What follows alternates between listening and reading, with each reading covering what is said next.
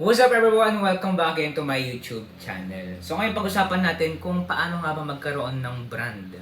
Okay naman pag-usapan natin all about branding. Pero bago natin simulan yun, kung bago sa aking YouTube channel, please subscribe, click notification bell para dito sa ating mga bagong video. Itong mga video pala natin na yan na-upload is all about business hacks, mga tips, okay, mga experience ko, mga kapalpakan, isi-share ko sa inyo para hindi nyo na rin naman na madaanan at huwag kayong mahirapan. So sige, tara na sa ating YouTube video at balik tayo sa ating tatalakayin. Okay, so it's all about branding. So makita niyo sa aking picture, ako yung nasa picture, bago nyo i-click tong vlog na to. So thumbnail tawag doon. So nakalagay doon is Tara G. Okay, so yan yung brand ko dati ng company ko. So ang brand kasi, malaki yung impact sa pangninegosyo. Bakit? Kapag yung alam nila na ikaw may-ari ng business, syempre, sinusuot mo yung pangalan.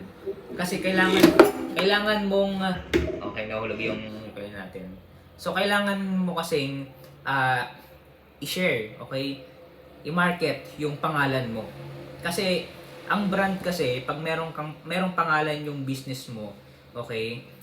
Hindi ka matatalo dun sa price war. Kaya mapapansin niyo yung mga walang pangalan, walang mga brand name, hindi nila na ipopromote yung brand nila.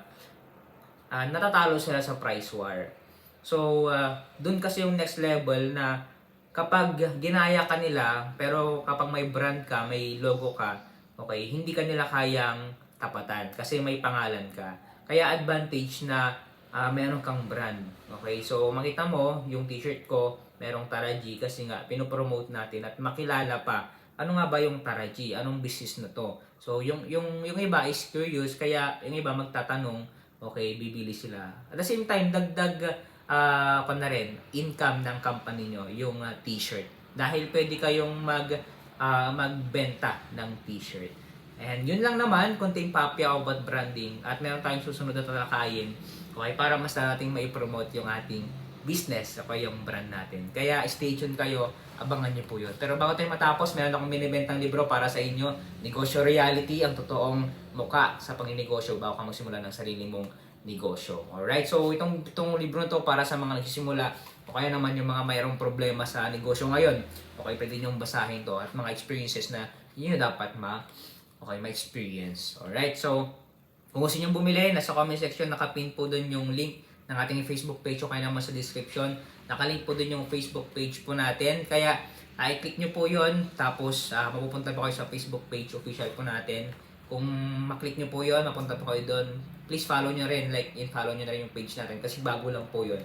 Para sa mga book inquiry lang po natin. At para maipadala natin yung mga order ng libro.